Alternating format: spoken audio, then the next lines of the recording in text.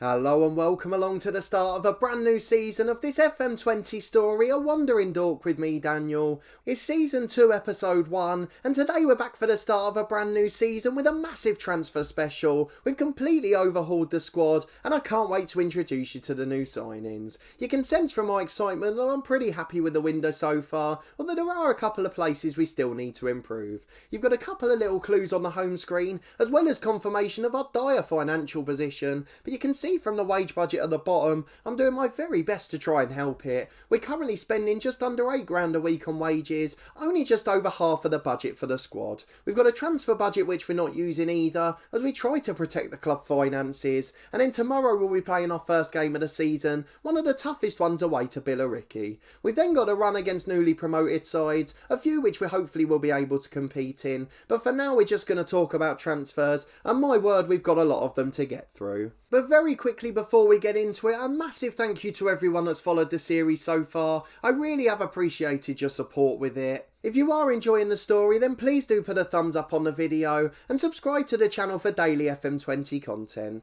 Of course, there's a link to the playlist in the eye above if you have missed any of the series so far. And on Monday we had something a little bit different, our end of Season 1 review. And as well as a review, we discussed our transfer policy and squad in detail. So if you want to get a bit of an understanding of how we work through the summer transfer window, then do go and catch up with that one before starting, as you'll see a few familiar names and understand the process we go through. And then also just a quick service announcement, once we finish the season in our FM20 beta save with Luton, we will be starting our second long-term story, and after a 50-50 split in the poll I've had to decide myself, so we'll be back with the head coach for the third edition, and that'll be starting in just a couple of weeks time. I know a few of you have asked and been excited for that one, so hopefully you'll be looking forward to it. I've already recorded the first couple and I can tell it's going to be a cracker, so I really can't wait for you to see what we've got in store. But on to today's episode, we've got a massive transfer special to go through, but firstly we've got to focus on the other area of that, and that is of course an overhaul of the staffing, something we've been very keen to do this summer. We inherited a lot of poor staff and most of them were out of contract this year, and you can also see that we've reduced a few of the numbers too, just to try and protect the club financially. So we've got 2 less coaches and 1 less physio, 1 less scout at the club as well, and 1 less assistant manager after that bizarre situation last year where Mark White, the owner, stayed as an assistant. So if we go and have a look at the coaching team, we've got a new assistant manager coming in, and lower league football fans may recognise him, David Murphy, who was formerly a centre half. I remember him from playing at Scunthorpe, but he's had a host of football league clubs in his career. He joins us for his first job, got good judgment of player ability and potential, decent man management and okay coaching stats. It's certainly going to help us be solid defensively. Also got good tactical knowledge which should help with opposition instructions, and he's on a deal for 1 year and he's currently studying for his B licence. Then Richie Sutton is our new head of youth development and he's absolutely brilliant at his job. 12 for judging player potential. Again, he's very good mentally and has a decent coaching repertoire, but he's got that fairly professional personality, something which will be key for our youth intakes. Another lower league player who's played for a host of EFL clubs, and he's joined by a goalkeeping legend as our new coach. That man is Jussi Askalainen. Premier League fans will remember him from his Bolton, West Ham and Wigan days. Certainly has been a bit of a star, and he's a decent coach again, very strong mentally, and we're trying to get a really professional coaching team. He's got a knowledge of Finland which may help our youth intakes further down the line, but most importantly it's his attitude and of course his coaching attributes too. Then finally Martin O'Connor, the man I originally wanted as my assistant manager. Unfortunately we couldn't afford him for that, but again a very good personality, solid coaching attributes across the board, and again really strong mentally. He's going to be a fantastic coach for us. So although we've reduced the staffing slightly and we don't quite have that cover for a fitness coach, we've still got really good attributes across the board, and I can't wait to work with this new small team. Hopefully they'll all become favourites. They've got the potential to work with us at higher levels, and they should stick with us through the Football League too, if we can get ourselves to that stage. Then on to the scouting team, a couple of new additions here, just a new director of football and chief scout. The 2 normal scouts have stayed the same. So the chief scout is James Dayton, a player who's played in the SPL I remember him for. Kilmarnock's the club I remember him playing for, but he's been at Leyton Orient, Oldham and a host of EFL clubs again, so plenty of Football League experience at higher levels. 11 for judging a player ability and potential, and he's also got a decent personality. He's adaptable and I'm sure he'll go and scout different areas, and that knowledge of of Scotland may help us too. Then our new director of football hasn't joined the club yet. We've currently got Nathan Watts on his month-to-month deal, but let me go and give you a sneak preview at the transfer screen. You can see we're trying to bring in a few wingers still, but Lewis Hone is a potential director of football, 12 for judging ability and potential, a good negotiator, fairly professional. He's going to be a wonderful addition to the team. Never had a job as a non-player before, only really been at non-league level, but I think he's going to be an absolute superstar, and I really hope he agrees to join the club. So I know that's probably not the bit you've been looking forward to, but it's going to be the most important bit in years going forward. But let's go and move on to the player transfers. Of course, the bit you're all here to see. We've got loads of players coming in. Let's just count that one up in total. 12 players joining the club, all on free transfers, and of course we're trying to add 1 or 2 loans as well, and we've also got 1 loan that we've managed to extend to, so technically it's 13 new players. We've got 3 going out and 1 for a fee as well, and plenty more that have been released, so we'll go and have a quick look at those ones first, so you can see some of the players that have left the club. It's a very long list, and it includes some youngsters too, and a lot of those players that you didn't see last year, the ones we'd relegated to the under-23s at the start, on pay-as-you-play deals who were nowhere near the squad. But in terms of first teamers, David Ray retired, as did Paul Konchesky, though he doesn't show up on his screen for some reason. We've got Sammy Elabden, Luke Moore, Niall McManus as well, all players who were on that list to go. Then Conor Langan left on a free. I think he found a new club actually. He hasn't yet, so he's just a free agent, a player that won't be coming back. Then the 2 big money youngsters have left. That's very important for us. Of course, they were taking so much money out of the club, and that little bug was causing a huge amount of our debt. Then finally Elliot Buchanan, of course a player we did want to keep as a backup, but he wanted so much money we just couldn't do it, and now we've got 4 really good strikers, so there's no need for us to have him back. And then the last one that you probably won't recognise, Dan Pearce, who was in our under-23 side. Not only that, he was also a coach at the club, and he was one of the cost-saving measures we made. He was earning about 120 quid a week to be a coach, so that's money we just haven't replaced in the squad. But moving back to our transfers, a couple that went to other clubs of course. Ed Harris in particular, a player we wanted to keep, but unfortunately they were on pay-as-you-play deals, and as a result they've both gone off to Bath City. So we don't begrudge them that. They would have been 5th or 6th choice, but of course we would have preferred to keep them there rather than strengthening one of our rivals. But then the big surprise is Michelle Parker. He's a player that we got a transfer fee for, went for £5,000 to Braintree, who were of course the champions of this division last year, so he's going to be playing at a higher level, and remarkably we weren't afraid to see him go. He would have been our 4th or 5th choice centre half, and as a result we could have let him go easily. And that shows how good some of our signings were, as he was a key player for us last year. But after George Brady leaving the club in January, we've lost both of last season's first choice centre halves. So he's gone for £5,000, did a little tiny dent in that debt, and if we can get a transfer fee for players at this level, we've got to take advantage of that situation. But just to confirm his attributes there, we got £5,000 for him, and he would have only been our 4th choice centre half, which shows how good the next lot are. So let's move on to the ins, the bit we've all been waiting to see. And before we look at these 12 new ones, or 11 plus Tom Whelan, let's quickly go and have a look at the extended loan. It's Fabio Lopez, the young striker, 3.5 star ability, 5 star potential. We're still only paying 30 quid a week to his wages, and he's going to be a superstar striker for us. Ironically not one of our best 2 either, which shows how well we've strengthened this year. There's certain areas where we've got such good talent, and then a few where we're a little bit weaker, but we've managed to fill in most of the blanks, and we're probably just 1 or 2 loans away from a super team. So we've got 3 youngsters coming in from Norwich, and those of you that watch the end of season review will probably recognise about 5 of these names. Our trial system really did work well, to the extent where 5 of them joined as soon as the transfer window opened, as we'd pre-agreed deals when they were on trial. So the first is Ethan Vaughan, a right back released from Norwich, 3 star ability, 5 star potential. At 18 years of age, he's a super young talent. He's got decent attributes in all the key areas, and I think he's going to be a good player for us. He goes into the season as our first choice right back, a slight upgrade on Langan last year, and about the same ability as Ramsey. There was about 2 or 3 weeks where they overlapped at the club, and they had the same star rating, so I think it's a pretty much like for like replacement. Of course this one's our own, and we've got the potential to develop in, so I'm very excited about him.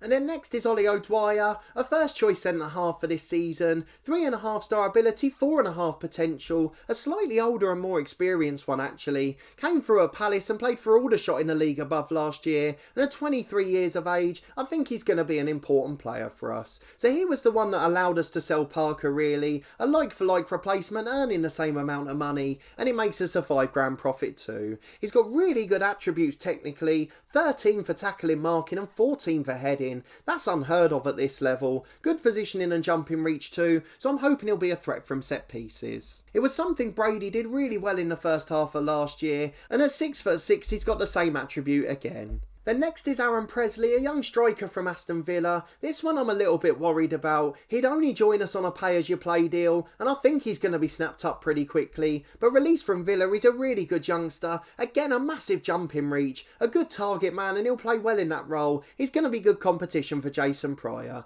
The scouts rating better, he's 4-star ability, 5-star potential. Not quite as good at finishing and heading, but mentally and physically he's so good. And as a young player, he's got plenty of development room. He's got a big appearance fee, so we'll probably keep him on the bench to start with. Give Jason Pryor a chance as he was the second top scorer in the league last year. And if there are any games where we really need a goal, we'll be tempted to bring him off the bench and pay the money. So a really good youngster and plenty of room to develop again. A bit of a trend that you'll see through this window. Next is Lewis Binks, the centre-half release from Spurs. 3.5-star ability, 5-star potential. And ironically, this lad isn't one of our best two defenders, and that shows just how far we've come. A left-footed centre-half at 18 years of age. He's got so much potential again for the future. This one not quite as good technically, but physically and mentally makes up for it. Again, plenty of room for development, and one I hope we'll be able to make a profit on. Then next is Jourdan Anya, another right back at 18 years of age. This one released from Chelsea. 2.5-star ability, 5-star potential, accepted a really low permanent wage, and he's got a bit of a problem in terms of his personality, balance but very low determination. So we've got him working in our mentoring group, but he's a very versatile young player. Physically he's excellent, he's so quick off the mark, good in the tackle as well. By no means the complete player, but a perfect sub at this level, competent at right, left and centre half, and can even push forward as a wing back. Despite his finishing of 1, he's also an awkward striker, but I'm pretty sure we won't be using him in that role. Next to the other two signings from Norwich, firstly Ahmadi. He's come as a left back with 2.5-star ability, 5-star potential for the future, just 17 years of age, again on a very low contract, and he's a really solid player across the board, got good attributes in all the key areas. He started at Huddersfield and has been in the Norwich youth side as well, so has probably worked under a lot of good coaches, and I hope he'll continue to develop here. He'll go into the season behind Grant as our backup. But you can see how young the average age of this squad is and how much we've reduced the wage bill. It's something that's been a concerted effort moving forward, and that continues with Josh Giergi. I've probably pronounced that wrong, so apologies if I have, but a winger who's natural on both sides. 3-star ability, 4.5 potential, 18-year-old Irishman released by Norwich, again on a relatively modest wage, and he's so comfortable on both sides of the pitch. He's got all the key attributes, he's got pace, he can dribble and he can cross, he can also take a free kick as well, and he's got a fairly decent personality, so we're going to start him as our right winger, as a right-footed player, but he's also a solid backup on the left. And at this stage we thought our defence was complete, but then one player came along who was too good to refuse. We were planning to go into the season with O'Dwyer and Binks as our first choice centre-halves, Michelle Parker as our backup, and then we got the chance to sign Riley Harbottle, another one who just popped up in the scout reports. 3.5-star ability, 5-star potential, left-footed defender released by Forest. We're paying him £500 a week as an important player, and when you look at his stats I'm sure you can see why. A fantastic player across the board, and a perfect partner for O'Dwyer. We're also going to try and train him as a central midfielder, as he's got all the attributes to move forward there, but for now he's going to be the perfect centre half, and I think those two are going to be so solid at this level. Then on to the last 4. These were ones that were signed after they were released. A couple of them names you will recognise anyway. Archer and Ahmadi were in the last episode. Those initial ones we tried to get on trial. Tom Whelan was of course on loan with us last year, and Arthur Reed, a former Luton youngster. So we've got Cameron Archer, who's another striker. 4-star ability, 5-star potential. We couldn't sign him when he was on trial here, as he wanted so much of an appearance fee. Again only willing to join on a pay-as-you-play. The two young strikers probably looking for a bigger move. If they score score big goals early in the season, they'll inevitably get attention, and we won't be able to begrudge them the move, but as long as they help us to promotion, we don't care. A natural poacher and an advanced forward too, 13 for finishing, 14 for pace, off the ball he's got good movement, a decent technique, and very agile as well. He's a really good young player, and I think he's going to be a superstar, and due to his much lower appearance fee, he's going to be starting a season alongside Pryor. 3 more to go. First is the familiar face, Tom Whelan rejoining in central midfield. 3-star ability, 4.5 potential, again only as a pay-as-you-play deal, but a good personality, really strong mentally, physically he's okay as well, and technically we know he's okay box to box, so he's going to be a solid player for us this year. He'll reignite his partnership with Jake Gallagher in the middle. They were always one of our most solid partnerships last year, and we're looking forward to another season of them, this time with a more solid defence behind them. Then as backup to those two, we've got Arthur Reed, a 2.5-star ability player from Brentford. He was released on a free, having been on loan at Hemel Hempstead the year before, that while he was a young player at Luton. Played a few games in the Mickey Mouse Checker Trade Trophy, otherwise he's not had much first-team football. A box-to-box midfielder, really solid attributes across the board. I think he's going to be a good player for us, and we look forward to him making appearances. And then last but not least, Emmanuel Adebayi, the first player we offered a trial to in last episode. His 3.5-star ability, 5-star potential, could well break into that first team.